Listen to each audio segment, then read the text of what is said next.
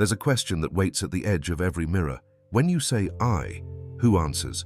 Is it the character made of memories, the stitched-together montage of childhood scenes, triumphs, shame, and names, or is it the strange, lucid awareness that watches the montage flicker, untouched by its plot twists? Story or storyteller, costume or actor, weather or sky, we learn the story first. It begins with a name and a point on a family tree, a language, a face others recognize before we do. The story acquires props, favorite foods, a school mascot, a heartbreak set to a song, a place that felt like home. We revise it constantly, editing continuity errors, adding footnotes, pruning what doesn't fit the theme. At first, the revisions feel like freedom. I'm not who I was last year.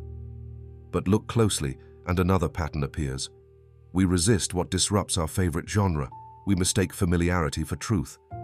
The story becomes a cage we decorate and then defend. And yet, beneath every scene, something else is present, something so ordinary we overlook it. Call it awareness, presence, the witness, the unnameable. It's there when we wake before remembering our name. It's there when grief empties language of its furniture. It is not an idea. It is the bright fact of experiencing. Like a silent stage, it remains while the actors enter and exit, while the scenery changes from summer to winter and back again. Philosophers have circled this mystery for millennia. Some insisted the self is substance, a stable core you can know the way you know your own hand. Others whispered that the self is a useful fiction, a knot in the stream of events created by language and habit. Mystics took a different route. They neither proved nor disproved the self. They invited us to investigate the I that investigates. It's a method more than a doctrine. Turn the lamp of attention inward and see what stays when you let everything else fall away. Try it for a moment. Notice the sensations where you are. The weight of your body, the breath moving on its own, the chorus of small sounds you usually call silence. Thoughts roll up like clouds. Plans, opinions, criticisms, memories. If you chase them, they run. If you fight them, they wrestle back. If you let them be, do you sense the luminous field in which they appear? Not a thing among other things, but the capacity for anything to appear at all. A paradox. The more you look for the self as an object, the less you find. You find images, roles, feelings, and a reflex to claim them. Mine.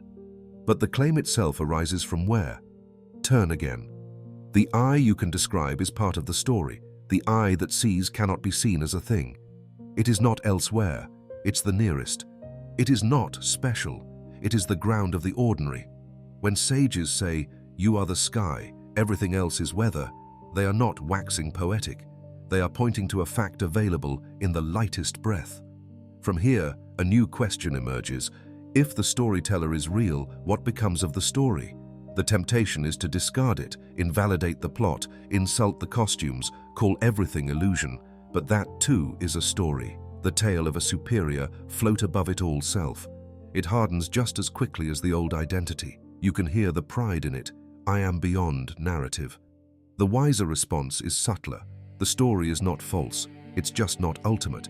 It's a mask the mystery wears to participate in time. As long as we live, we will wear masks. The task is to wear them lightly. Wearing the story lightly means we honor form without worshipping it. We keep our commitments. We cherish our names. We grieve losses and celebrate births. But we know these chapters are pages, not the paper. We recognize that identity is relational, co-authored with the world, rewritten by every encounter. We shift from defending the story to listening for where it wants to grow honest. The plot thickens, then thins. We stop forcing and start tending. Consider memory. We usually imagine it as a vault guarding precious facts, but memory is a living editor. Each retrieval is another rewrite. Each retelling resequences the scenes. That might sound unsettling, but it's quietly liberating. If memory is art, then healing is re-narration. We do not deny what happened. We discover room for what else is true. The wound becomes a teacher, not a tyrant. The villain becomes a human being, not a demon. Even our mistakes, especially our mistakes, can be compost for wisdom. Consider attention. Whatever you attend becomes the world. Attend only to grievances, and the world will conspire to insult you. Attend only to achievements, and life becomes a competitive track meet that never ends. attend to the breath, to a tree, to a face without filtering it through your resume, and the seams of separateness loosen. The storyteller relaxes, the story breathes. Consider language. I am angry locks the feeling to your identity. Anger is present, lets it pass. One sentence builds a prison, the other, a porch. We're not playing with words, words are playing with us. The mind writes captions beneath each moment and then obeys the caption. The mystic practice is to read the captions with a smile. When necessary, edit. When possible, remove. Often, silence is the truest speech, and consider the body. Many seekers try to awaken by escaping it, as if enlightenment were a flight from flesh into pure light. But the body is not the obstacle. It's the cathedral. Every sensation is a bell calling you to now. Grounded in the felt sense, the mind's arguments lose their unilateral authority. Your chest tightens when the old story arrives. Your jaw loosens when forgiveness begins. These are not metaphors, they're coordinates. When you begin to sense the storyteller, you might worry, if I'm not my story, will I lose my uniqueness? On the contrary, dropping the grip reveals a deeper singularity, the kind that doesn't need to be compared. Your particularity, unburdened by defensiveness, ripens into gift. The oak doesn't ask whether it is enough oak, it simply oaks. The world doesn't need your performance, it needs your presence. Presence is not passivity. Seeing through the myth of a solid, separate self does not make you a ghost, it makes you responsive. When you no longer spend half your energy maintaining a persona, you have capacity for compassion. Empathy stops being a strategy and becomes the natural movement of awareness recognizing itself in another guise. You realize that every person you meet is also negotiating between story and storyteller. You can feel their plot armor, their secret edits, their soft underlines of longing. You can greet them at that level, with respect for both the book and the author, but there are detours worth naming. One is nihilism. If the self is a myth, nothing matters. The heart knows better. Myth does not mean false, it means meaning made luminous. The absence of a fixed self is not a void, it is a spaciousness through which love can move. Another detour is spiritual bypass, using awakening talk to avoid doing the laundry of the psyche. Seeing through the story doesn't absolve you from repairing the harm your story caused. On the contrary, clarity compels responsibility. The more you awaken, the more ordinary your decency becomes. There is also a collective dimension. Cultures tell stories about the we, and these stories shape our individual I's. When a society reduces identity to consumption and performance, we inherit a restless script. Optimize, advertise, never arrive. The cynic reads this and shrugs. That's just life. The mystic reads it and asks, what if we told a different tale? Not a fantasy, but a truer myth. That we belong to each other, that attention is a form of love, that meaning grows where responsibility and wonder meet. Changing the cultural story begins in a single, unglamorous act, noticing the caption in the mind and gently daring to write another. Practices help. They are not about becoming spiritual, they are about becoming simple. Sit in silence long enough to hear the mind wind down. Walk slowly enough to feel the planet carry you. Speak honestly enough to sense the wobble in your voice when you pretend. Ask, before any argument, what am I defending? And ask, before any praise, what am I selling? Neither question is an accusation. Both are invitations to return to the storyteller. Sometimes the return arrives unannounced. A sunrise refuses to be content. A child laughs with a sound more ancient than language. Grief removes the wallpaper from your world and reveals a bare, immeasurable wall. In those moments, the story cannot bear the weight of reality. It bows. The storyteller steps forward, not to claim, but to listen. There is no technique here, only recognition.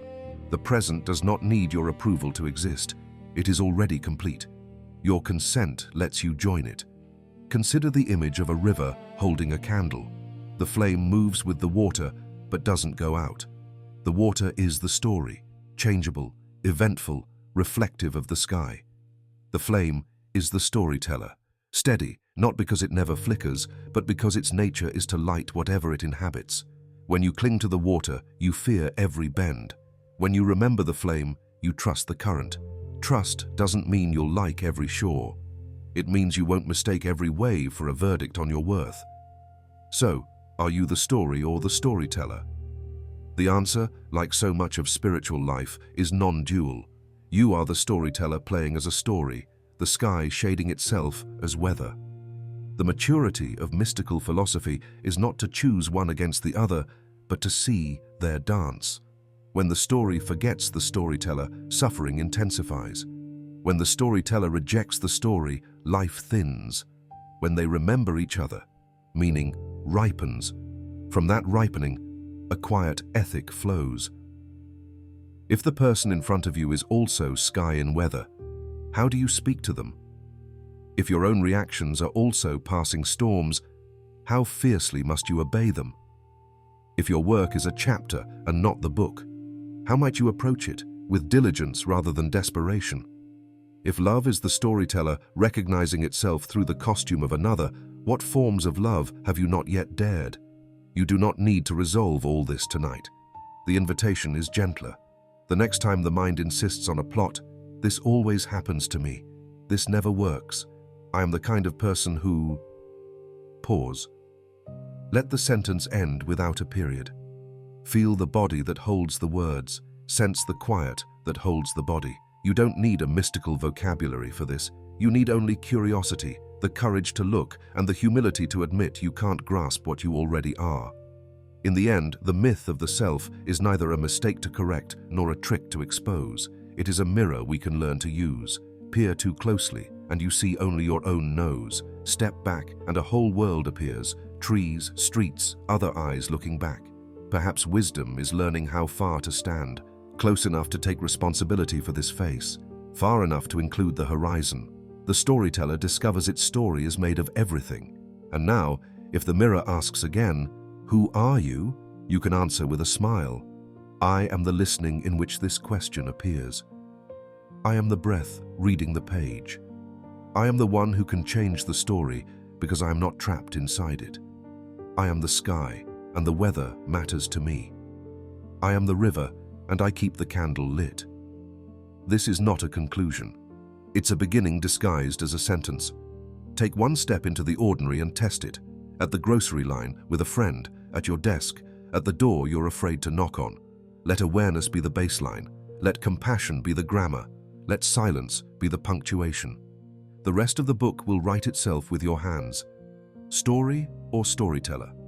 Tonight, both can bow, and in the bowing, the greater life that holds them, call it spirit, being, the real, becomes less of an idea and more of a felt, lived, luminous fact.